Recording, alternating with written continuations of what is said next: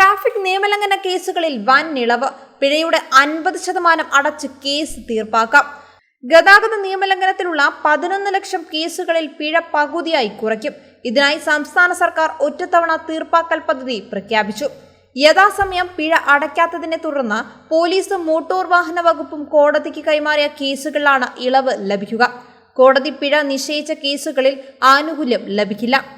പിഴ സ്വീകരിച്ച് കേസ് തീർപ്പാക്കാനുള്ള സംസ്ഥാന സർക്കാരിന്റെ അധികാരമാണ് വിനിയോഗിക്കുന്നത്. 2024 ഡിസംബർ വരെയുള്ള കേസുകളിൽ ആനുകൂല്യം ലഭിക്കും. ഏപ്രിൽ 31-നുള്ളിൽ പിഴ കുടിശ്ശിക തീർക്കണം. ഭീമമായ പിഴത്തുക അടയ്ക്കാൻ പലരും മടിക്കുന്ന സാഹചര്യത്തിലാണ് ഒറ്റത്തവണ തീർപ്പാക്കൽ പദ്ധതി കൊണ്ടുവരാൻ ട്രാൻസ്പോർട്ട് കമ്മീഷണർ ശുപാർശ ചെയ്തത്.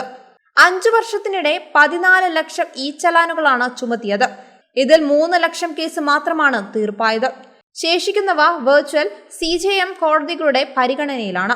ഇവ തിരിച്ചെടുത്ത് തീർപ്പാക്കാനുള്ള അധികാരം പിഴ ചുമത്തിയ ഉദ്യോഗസ്ഥർക്ക് നൽകിയിട്ടുണ്ട്. പോലീസും മോട്ടോർ വാഹന വകുപ്പും പിഴ തീർപ്പാക്കൽ അദാലത്തുകൾ ഉടൻ സംഘടിപ്പിക്കും. നിയമലംഘനങ്ങൾക്ക് ചുമത്തിയിട്ടുള്ള പിഴ 30/4/2026 മുമ്പ് അടച്ചു തീർക്കുമെന്ന വ്യവസ്ഥയിലാണ് 50% ഇളവ് അനുവദിക്കുക.